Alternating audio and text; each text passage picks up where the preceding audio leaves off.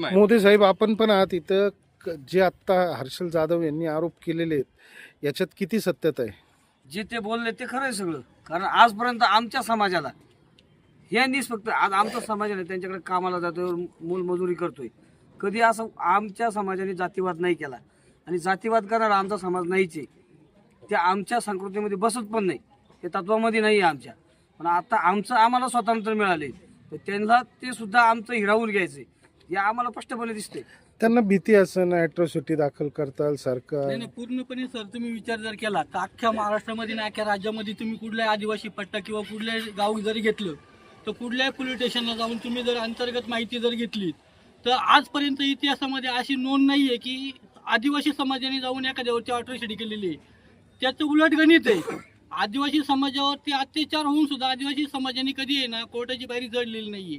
फक्त वेळोवेळी जर गंभीर गुन्हे असतील तर ते आदिवासी समाज हा कोर्टामध्ये गेलेला आहे.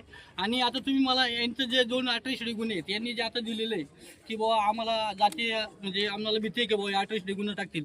साहेब मला एक सांगा, अट्रॉसिटी गुन्हा काय असतो? मुळातच यांना हे कळलं नाही. अट्रॉसिटी गुन्हा जर असा असतो, आम्ही जर अट्रॉसिटी गुन्हा टाकलाय मान्य आहे, 2 अट्रॉसिटी केस आहेत. साहेब मला एक सांगा, अट्रॉसिटी गुन्ह्यामध्ये अटक झालेला व्यक्ती हा किती दिवस जेलमध्ये असतो आणि जामिनावरती कधी बाहेर येतो? मला यांना एकच सांगायचं, तुम्ही जे अट्रॉसिटी जे म्हणता की तुम्हाला अटक केल्यानंतर तुम्ही किती दिवस आतमध्ये होते आणि कधी जामिनावर आले? खरंच जर आम्ही अट्रॉसिटी केली असती तर आजही तारीख कोर्टामध्ये चालू आहेत. तुम्ही आजही बघा जाऊन. आम्हाला जर खरंच अट्रॉसिटी यांच्यावरती दाखल करायचं असतं, खरंच जर यांना अटक टाकायचं असतं तर आम्ही कोर्टामध्ये येऊन, पोलीस स्टेशनला येऊन यांच्या विरुद्ध अनेक वेळा आंदोलन केले असते ना. बरोबर आहे. पण आमचा समाज असा आहे साहेब की अट्रॉसिटी हा विषय आमच्या तोंडात कधीच नसतो. फक्त यांचं काय झालेलं आहे, आम्ही फक्त आमचा अधिकार घेतलेला आहे, आमचं अस्तित्व निर्माण केलेलं आहे. कशासाठी केलं हे पण वारंवार आम्ही सांगितलेलं आहे की आम्ही आमची ग्रामपंचायत स्वतंत्र करून, पैसा अंतर्गत करून, काही जे आमच्या सुशिक्षित तरुण पोरं शिकलेले आहेत, 10वी 12वी झालेले आहेत, सर्व्हिस नाही आहे, कमीत कमी त्या माध्यमातून आम्ही ज्या सुविधा घेऊन पुढे एक छोटासा व्यवसाय करून आमची मजुरी जी असते ती मिळवून आम्ही. बरोबर आहे. सांगण्याचं तात्पर्य असं आहे, हे जे ॲफिडेव्हिट करताना आहे ना की लोकांच्या मनात नाहीये जातीयवाद. ह्या लोकांनी ती विष फिरलेली जे ॲट्रॉसिटीच्या जामिनावरती बाहेर आहेत. आणि सगळ्यात महत्त्वाची गोष्ट, मी कृष्णराव मुंडे शाळेत शिकलेलो आहे. 5वी पासून मी मुंडे शाळेमध्ये शिकलेलो आहे आणि तेव्हापासून आजपर्यंत जवळजवळ 27-28 वर्ष मी आदिवासी समाजात आहे. आदिवासी समाजाने कधी माझ्यावर ॲट्रॉसिटी टाकली आहे का? ॲट्रॉसिटी अशाच लोकांवरती दाखल होते किंवा ॲट्रॉसिटीची भीती अशाच लोकांना वाटते का जे बुद्धीनं, म्हणजे त्यांची बुद्धी बरबटलेली आहे. यांना मनोपचार तज्ज्ञांची गरज आहे. यांनी डॉक्टरकडे जाणं गरजेचं आहे, यांना दवाखान्यात जाणं गरजेचं आहे. यांच्यामध्ये उच्च नीचपणाचा जो भाव भरलेला आहे ना, हे आमच्या बुद्धीत नाही, यांच्या बुद्धीत हे येतंय. आणि यांना डॉक्टरची गरज, यांना येरवाड्याला येड्यांचं इस्तिपिळ आहे, दवाखाना आहे, येड्यांच्या हॉस्पिटलमध्ये या लोकांना घेऊन जावा. हे टगे मंडळींना मी हा सल्ला देतो, यांच्या घरच्यांना देतो की यांना घेऊन जा, एकदा दाखवून आणा यांच्यात नेमका फॉल्ट काय. भिडवई साहेब, आपण पण आहात इथं. आपण एक समोपचाराने हे प्रकरण मिटवत का नाहीये?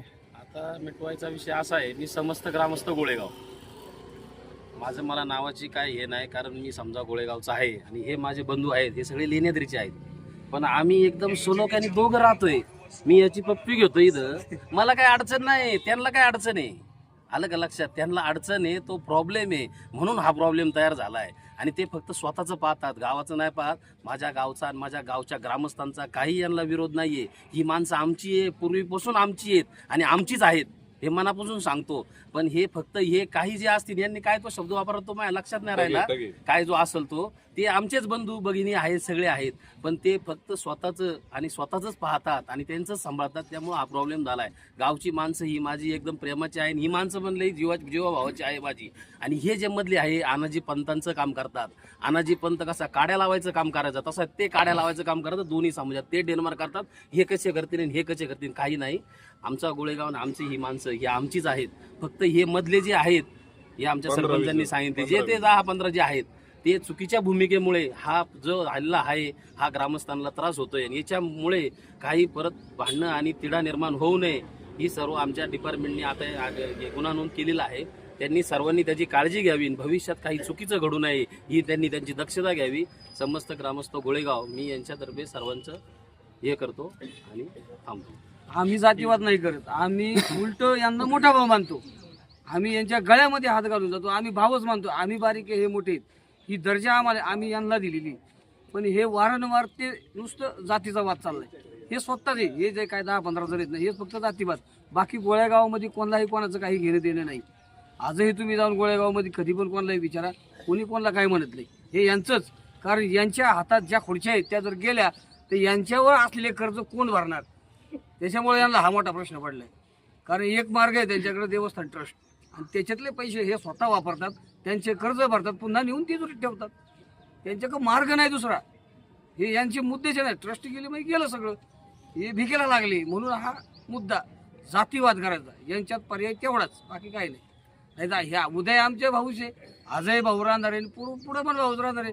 कारण आमचा आदिवासी समाज हा प्रामाणिक आहे. कारण कधी पण कुठल्याही समाजाला जातीवाद करतच नाही. उलट हे जे 10-15 जण हेच जास्त जातीवाद करतात. याच्यामध्ये यांनीच समजून घेतलं पाहिजे का आदिवासी समाज आजपर्यंत पूर्ण लेंद्री ठाकरवाडीचा समाज आहे आमचा. अख्खा समाज यांच्या द्राक्षाच्या बागेमध्ये मोलमजुरीने कामाला जातोय. मग तेव्हा जातीवाद नाही झाला, आताच का जातीवाद झाला? कारण इथं आदिवासींना अस्तित्व निर्माण झाले म्हणून हे त्यांना झेपत नाही. आता झेपत नाही याचा अर्थ त्यांनी समजून जायचं तुम्ही पण का बुवा यांच्या हातून काहीतरी जाते. एकच जाते तिजोरी देवाची, ती जाऊन द्यायची नाही म्हणून ह्या जातीवाद करायचा. म्हणजे इथं फक्त जातीवाद, ती समोरची 15 जण करतात. बाकी याच्यामध्ये गावामध्ये कोणाचंही काही म्हणणं नाही. सगळं गावातले जेवढे पण असतील तरुण वर्ग किंवा महिला भगिनी सगळ्यांना एकदम आनंदी आहेत. उलटी ते त्यांना शिव्या देतात. यांच्यामुळं गावाचं वाटोळं झाले. मी सगळे जीवाभावाचे आहोत आणि आमचं एकमेकांना पहिल्यापासून खूप प्रेम आहे गावाचं.